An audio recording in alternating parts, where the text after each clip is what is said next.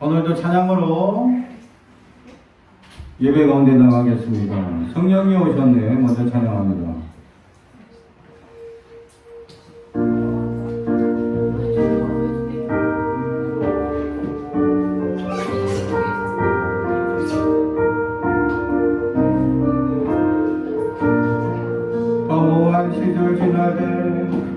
허무한 시절 지날 때 기쁜 한숨 내쉴 때 그런 풍경 보시며 단식하는 분이네. 보와 같이 너희를 버려두지 않으리. 내가 너희와 영원히 함께하리라. 성령이 오셨네. 성령이 오셨네.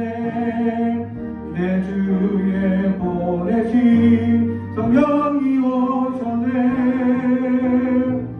우리 인생 가운데 친히 찾아오셔서 그 나라 꿈꾸게 하시네.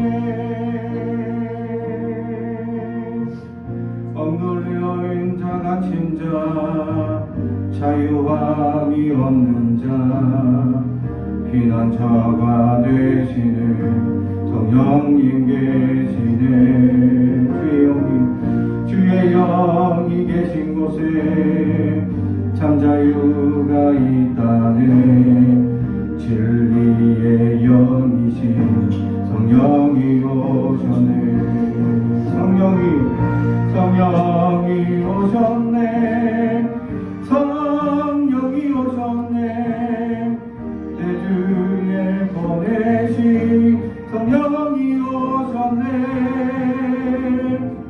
우리 인생 가운데 친히 찾아오셔서 그 나라 꿈꾸게 하시네. 성령이 오셨네. 성령이 오셨네.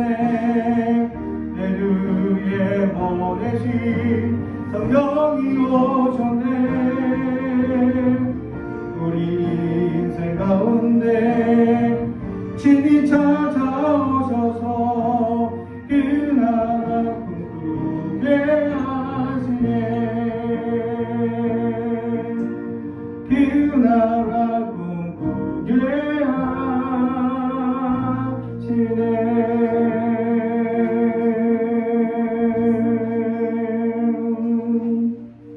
할렐루야.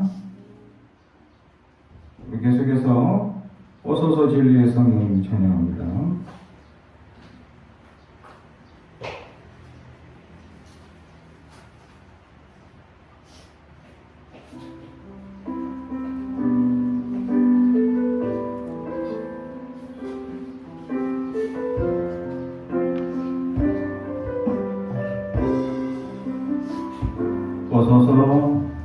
오소서 진리의 성령님 이 땅 흔들며 임하소서. 거짓과하며 죄악에 무너진 우리 가슴 정케 하소서. 오소서 니의 성령님 오소서 은혜의 성령님 하늘 가르고 임하소서. 거룩한 불고 하늘로서 임하사 타오르게 하소서. 주 영광 위에 궁의 불길 타오르게 하소서. 진리의 말씀 이 땅 새롭게 하소서. 은혜의 강물 흐르게 하소서. 성령의 바람 이 땅 가득 불어와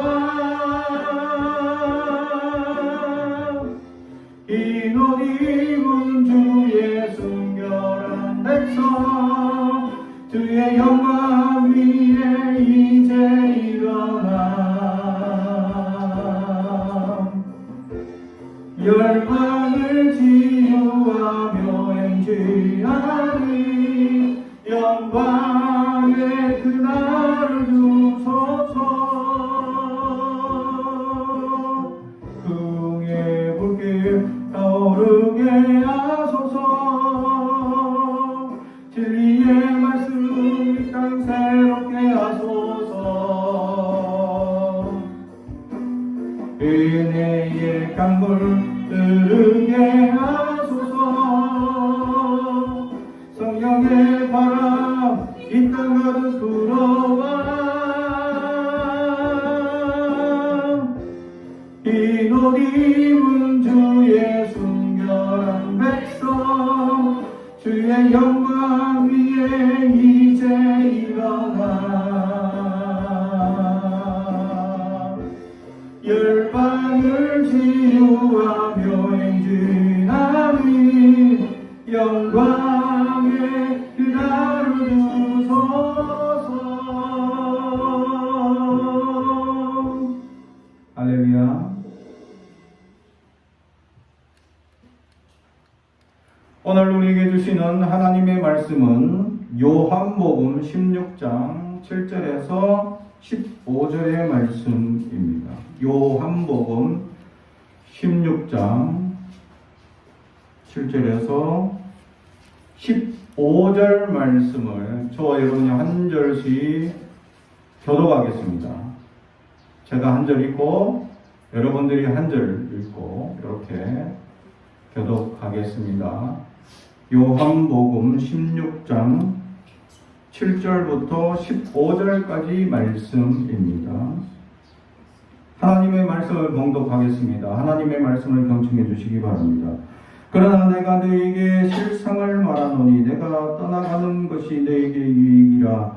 내가 떠나가지 아니하면 보혜사가 너희에게로 오시지 아니할 것이요 가면 내가 그를 너희에게 보내리니 그가 와서 죄에 대하여 의에 대하여 심판에 대하여 세상을 책망하시리라. 죄에 대하여라 함은 그들이 나를 믿지 아니함이요 의에 대하여라 내가 아버지께로 가니 너희가 다시 나를 보지 못하리요. 심판에 대하여라 함은 이 세상 임금이 심판을 받았음이라.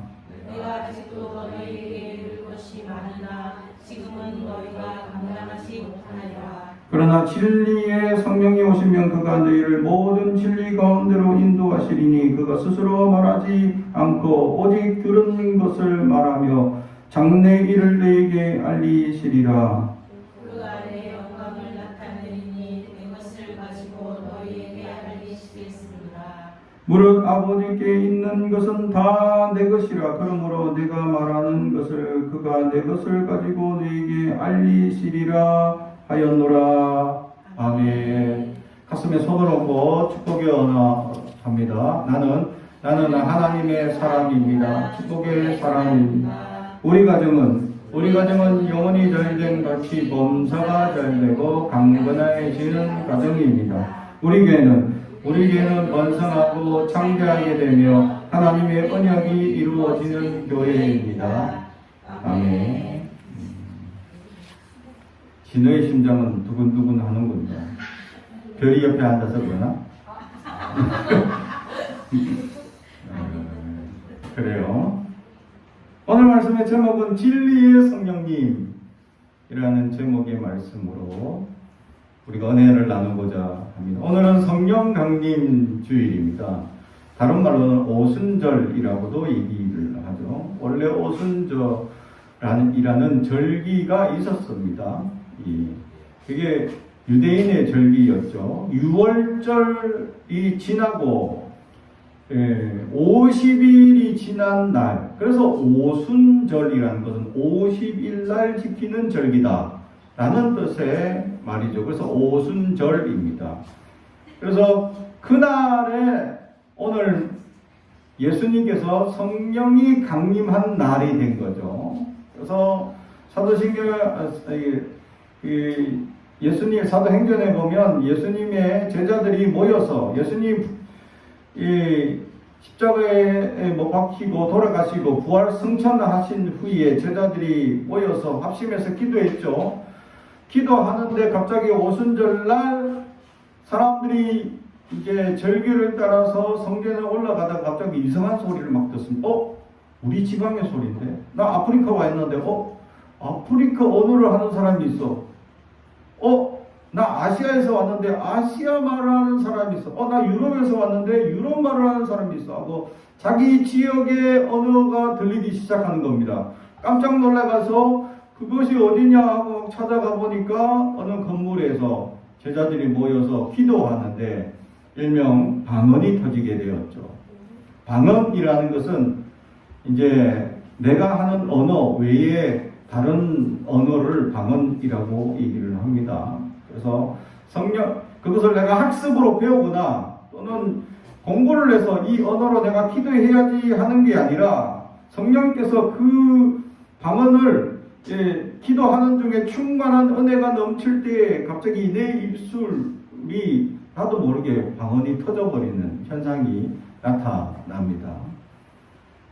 그래서 실제로 제가 이제 어떤 이 청년 집회에 갔는데 외국인인데 방언이 터졌어.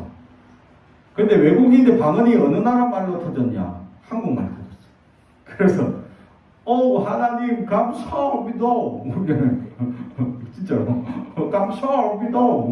그래서 당신 이게 무슨 말인지 어느 나라 말인지 아냐? 모른다.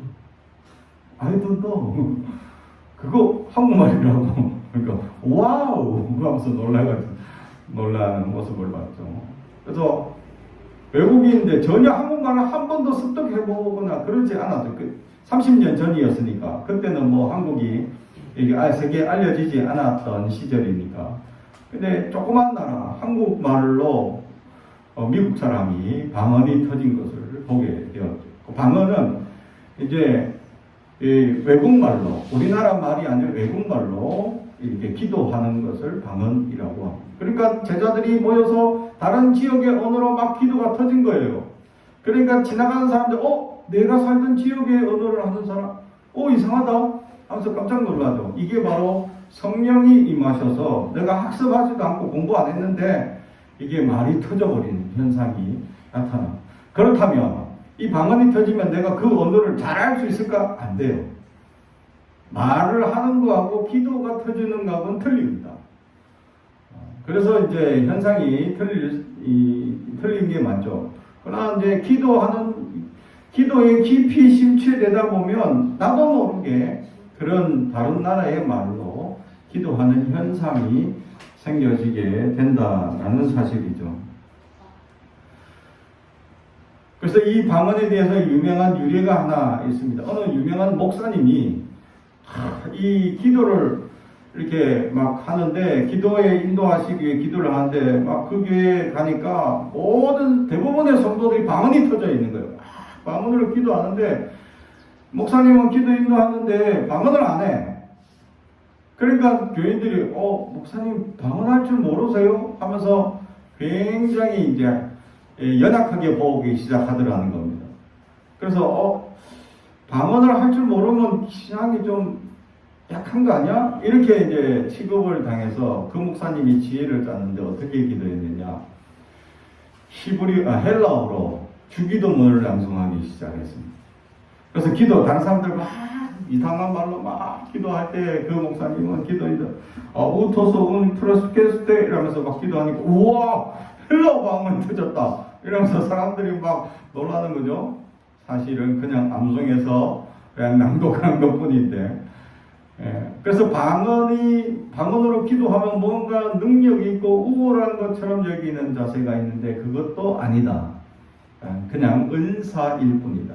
은사는 각자에게 주어지는 재능이다라는 것이죠. 어떤 사람은 노래를 잘하고 찬양을 잘하고 어떤 사람은 공부를 잘하고 어떤 사람은 수리적 영역이 아주 뛰어난 친구가 있고 어떤 친구는 국어적 영역이 뛰어난 친구들이 있다. 언어적 영역이 뛰어나서 어떤 풍경을 똑같이 보던데 두 사람 공학자가 보는 자세와 수리적 영역이 발달한 친구가 보는 자세와 언어적 영역을 발달한 친구의 말 표현이 완전히 달라집니다.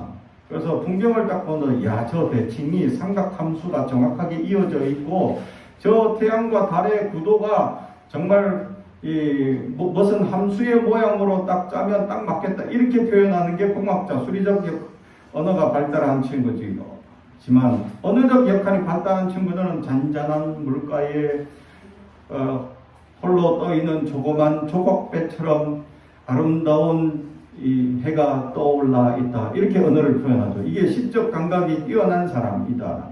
그래서 여러분들은 어디가 더 내가 발달해 있는지를 찾아보는 것이 또 중요하다. 그래서 하나님께서 각자의 은사를 따르게 해주십니다. 그 은사일 뿐이다 라는 거죠. 방언도 은사일 뿐이죠. 그렇게 막 이 은사가 터지고 역사가 터지고 막 제자들이 이제 기도하니까 병자들도 낫기 시작하는 역사가 오순절 이후로 역사가 나타나기 시작했다. 그게 바로 성령님의 임재하신 역사였기 때문이죠. 오늘 성경이 바로 그 말씀을 해주고 있습니다. 예수님께서 이제 내가 가야 보혜사 성령이라는 분이 오신다 라는 것을 말씀해 주고 있었습니다. 그러니까 제자들이 아니 예수님이 우리와 영원히 함께 계셔야지 어디 가신다니요? 안 됩니다 라고 막 얘기를 했죠. 그러니까 예수님께서 내가 가야 성령님이 오신다. 성령님께서 오늘 오셔서 몇 가지 역할을 해주시는데 오늘 8절 그가 와서 죄에 대하여 의에 대하여 심판에 대하여 세상을 책망하시리라. 아멘. 이 성령께서 우리에게 오시면 이런 말씀을 우리에게 해주신다라고 말씀해 주고 있는 것입니다. 그러면서 9절에 죄에 대하여 라고 하는 것은 나를 믿지 아니함이라. 다시 말하면 성령께서 우리에게 오셔서 제일 먼저 하시는 것이 뭐냐 하면 예수를 믿는 역사가 나타나게 하신다라는 사실이죠. 다시 말하면 성령을 덧입은 사람들은 예수 그리스도의 은혜를 깨닫게 된다라는 사실입니다. 이것을 다른 말로 하면 거듭남이라는 표현이죠. 성령으로 말미암아 다시 새롭게 태어나는 현상을 경험하게 된다라는 것이죠.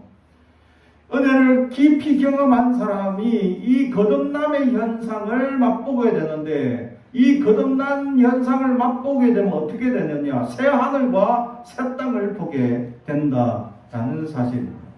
사랑하는 성도 여러분, 새 하늘과 새 땅, 우리는 똑같은 하늘을 보고 우리는 똑같은 땅을 보고 똑같은 환경을 봅니다. 우리의 눈에는 여러 가지 이 막이 형성되어 있는데 이것을 다른 말로 표현하면 선입관이라는 현상이 있기 때문에 우리가 세상을 보는 눈에 무언가 자꾸 걸러서 보려 하는 현상이 생깁니다. 그것이 선입관이죠.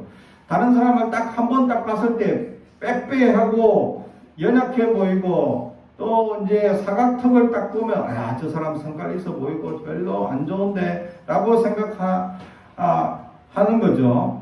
저희 아내가 저를 처음 봤을 때 그랬다는 거죠. 빼빼하고 막 사각턱에다가 딱 보는 순간 처음 보는 순간 성깔 더럽겠는데? 라고 속으로 생각을 했다는 거예요. 그런데 막상 같이 교제하고 만나보니까 너무 성격이 좋은 거야. 사람들에게 너무 잘해주고 그리고 자기에게도 너무 잘해줘서 정말 좋은 분이다 라고 결혼을 했더니 알고 보니까 자기에게만 잘해주는 게 아니라 다 잘해주더라. 그래서 화가 났더라 라는 거죠. 그래서 우리가 선입관으로 사람을 바라보는 우리의 눈에 막이 있는데 이것이 성령이 임하시는 순간 걷어지게 돼요. 할렐루야. 하나님이 창조한 아름다운 세계를 바라보게 되고 하나님이 창조한 아름다운 역사를 경험하게 된다라는 것이죠. 이게 새 하늘과 새 땅을 바라보는 믿음의 거듭남의 현상이다라는 거죠. 이것에 대하여 첫 번째로 오늘 성령님의 임하시게 되면 이것에 대하여 믿지 못하는 현상이 생기고 그래서 죄가 생긴다라는 것이죠. 다시 말하면 죄라는 것은 성령님께서 죄를 깨닫게 하시는 것은 예수를 부인하고 예수를 거부하고 예수를 시인하지 않고 예수님 앞에 예수님 이름으로 기도하지 않는 것, 이 모든 것이 죄다라는 것을 우리에게 말씀해 준다라는 것이죠. 사랑하는 성도 여러분, 우리는 지금도 죄를 짓고 있지는 아니합니까? 예수님의 제자라고 하면서 믿음으로 살지 않고 세상 욕심 욕망대로 살려 하는 우리의 어리석음이 있지 않는가라는 사실입니다. 세상 사람들이 짜놓은 자기들의 성공과 자기들의 물질주의를 강요하는 세상 가운데 우리가 산다면 그 사람들이 짜놓고 그 사람들이 계획해 놓은 세상대로만 굴러간다면 세상이 정말 지옥과 같을 것이다 라는 거죠. 왜냐하면 이익을 얻고 악을 행하고 불법을 행하는 사람들만 잘 돼야 되는 세상이기 때문이죠. 그러나 이 땅에는 분명히 하나님이 살아계십니다. 그래서 그들을 정죄하시고 심판하셔서 반드시 하나님의 역사가 나타나게 하시는 것을 보여주게 된다라는 것이죠. 다른 말로 표현하면 역사의 주관자는 하나님이시다라는 사실. 결국 하나님은 그런 죄가 무엇인지에 대해서 깨닫게 하십니다. 믿음이 없는 현상들, 기도하지 않고 믿음대로 살지 않는 현상들에 대해서 무엇이 죄인지를 깨닫게 하신다. 그리고 이 죄에 대하여라는 것은 다른 사람이 아니라 나 자신을 보라는 겁니다. 사랑하는 성도들, 많은 사람들은 죄라는 나는 아니야. 왜냐하면 나는 항상 로맨스로 바라보기 때문이죠. 내가 잘못한 거는 그럴 수 있어. 환경이 그렇기 때문이야. 여러 가지 여건이 그래서 나는 괜찮아 라고 평가하는데 상대방에 대해서는 굉장히 절하평가 많이 하죠. 어떻게 그럴 수 있지? 어떻게 그럴 수 있을까? 라고 다른 사람에 대해서는 굉장히 삭막하게 평가하는 잣대가 우리에게 있다라는 거죠. 그래서 내가 잘못하면 로맨스고 남이 잘못하면 죽을 죄입니다. 그렇게 우리가 평가할 때가 많다는 거죠. 성경에서 죄에 대하여라는 것은 자신만 돌아보라. 상대방을 돌아볼 필요가 없습니다. 왜냐하면 우리는 상대방에 대한 정죄, 심판의 권리가 우리에게 없습니다. 정죄와 심판의 권리는 형법적으로는 판사가 할 뿐이고, 그죠? 검사와 경찰이 해야 될 일이죠. 우리가 할 영역이 아니죠, 사실. 신고만 하면 됩니다. 형법적으로 잘못한 것은. 그런데 도덕적 잘못은 누가 심판합니까? 하나님이 하실 거예요. 하나님. 그러므로 우리가 심판하거나 정죄해서는 안 된다. 그런데 우리는 어떻게 해요? 이거 너무 잘합니다. 두세 사람만 모이면 어떻게 하죠? 야, 저기 어떤 친구가 이제 비척 말하고 성격이 볼러라서 맨날 말도 잘 안 하고 예배 시간에 떠들기만 하고 그런 남자친구가 한 명 있단다. 지는 말고 그 뒤에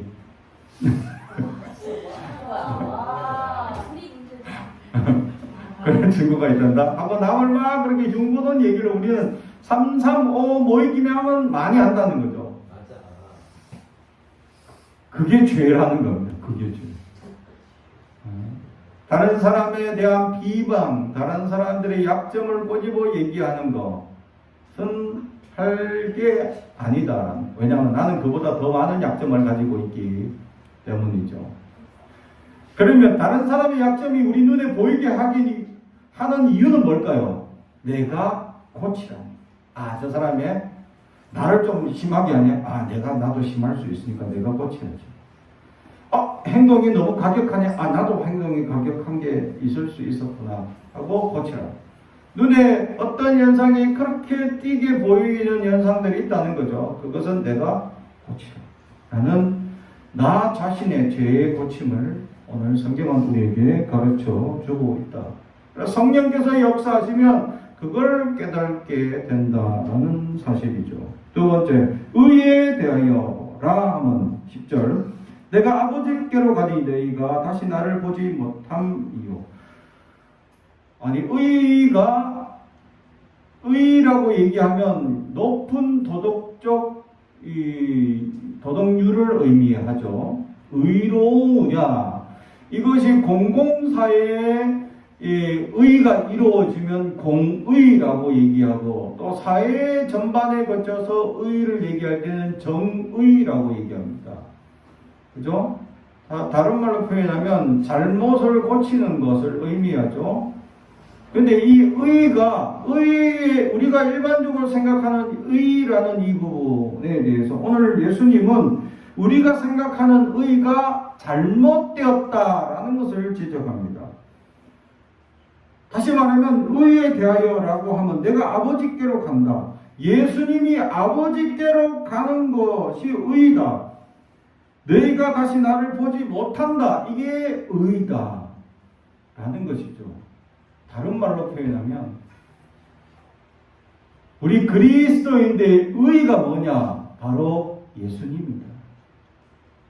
내가 정의로우냐? 내가 공의로우냐?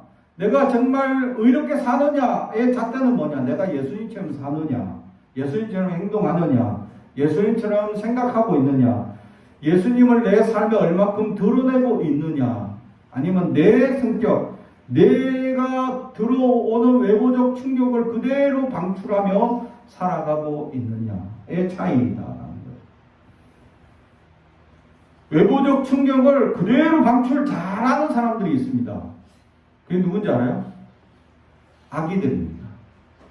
아기들. 우리 교회에 아기들 있죠? 그 아이들은 외부에서 야! 이러면 뭐라고 얘기해요? 왜? 이렇게 바로 똑같이 반응합니다. 그죠? 야! 이러고 왜?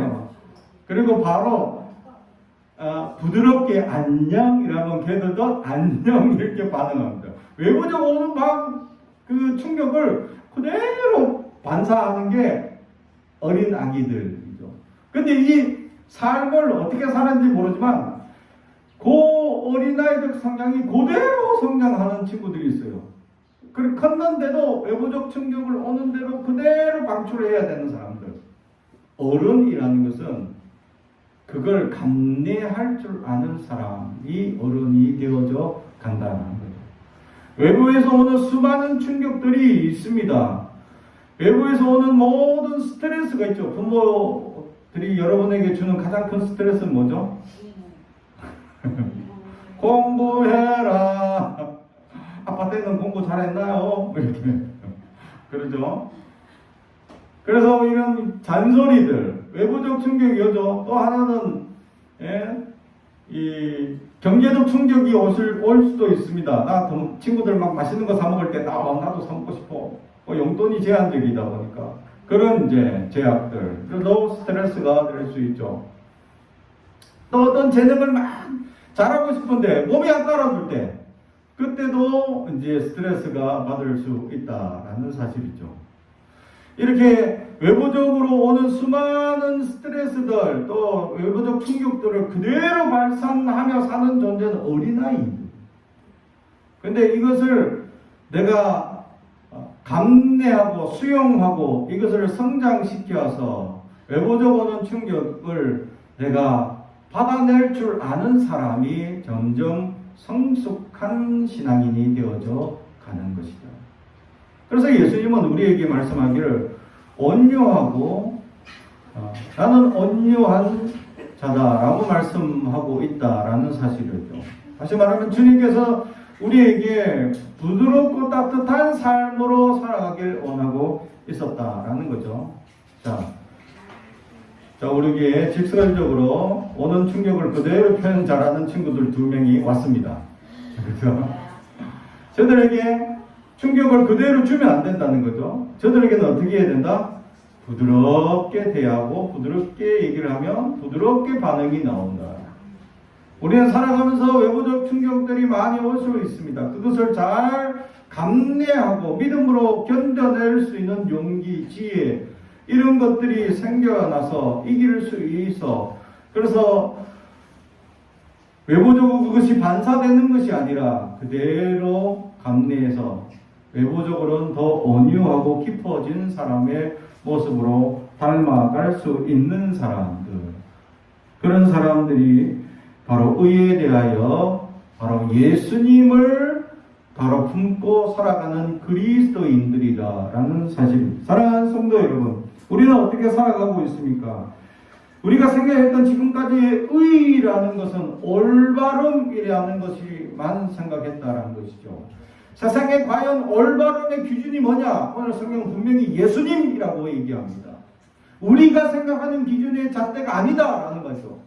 유대인의 의의 기준은 예수님을 십자가에 못 박을 때 자기들의 의는 뭐냐? 이 사람이 하나님을 모욕한 것이 의를 이루기 위해서 예수님을 십자가에 못 박았다라고 자신들의 의를 자랑하는 거였습니다.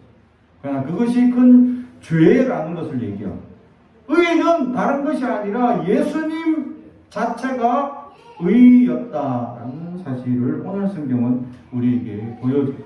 사랑하는 성도 여러분, 우리는 의롭게 사느냐? 다른 말로 하면 예수님을 말씀을 또 예수님의 그 성품을 따라 살고 있느냐라는 말씀입니다. 사랑하는 성도 여러분, 예수님의 성품, 예수님을 따라 살려 하는 우리의 믿음이 더 자라나가길 주님의 이름으로 축복합니다. 마지막으로 11절 심판에 대하여라고 하면 이 세상 임금이 심판을 받았음이라. 아멘. 이 세상 임금이 심판을 받았다. 다른 우리나라 말로 제대로 표현하면 이 세상의 지도자들이 심판을 받았다라는 것을 얘기하죠. 그게 아니라 이 세상 임금이라고 표현한 것은 바로 사탄을 의미하고 있습니다. 사탄이 세상에 대하여 권세를 두 가지 쥐고 있는데 이게 뭐냐 하면 죄에 대하여 사망에 대하여 권세를 쥐고 있습니다. 이것에 대하여 이것을 가지고 사람들을 협박하는 거죠. 죄를 지었으니까 죽어야 된다 하고 너 죽을래? 하고 자꾸 우리 연약한 믿음들을 건들며 우리를 연약하게 만들고 있다라는 것이죠. 그래서 이 세상 임금이라는 것은 사탄이 세상의 권력을 잡은 것을 의미하고 이것을 심판받았다. 다시 말하면 예수님이 이 땅에 오셨으니 이 세상을 이미 심판한 것을 표현해 주고 있다라는 사실. 다시 말하면 죄에 대하여 사망에 대하여 예수님은 이미 이 예수 그리스도로 말미암아 해결해 주셨다라는 것이죠. 죄에 대하여라고 하면 십자가를 통해서 우리가 죄를 벗어나게 하셨고, 사망에 대하여라고 하면 부활하신 주님으로 사망 권세를 이긴 것을 우리에게 보여주신 것을 우리에게 말씀해 주고 있는 것입니다.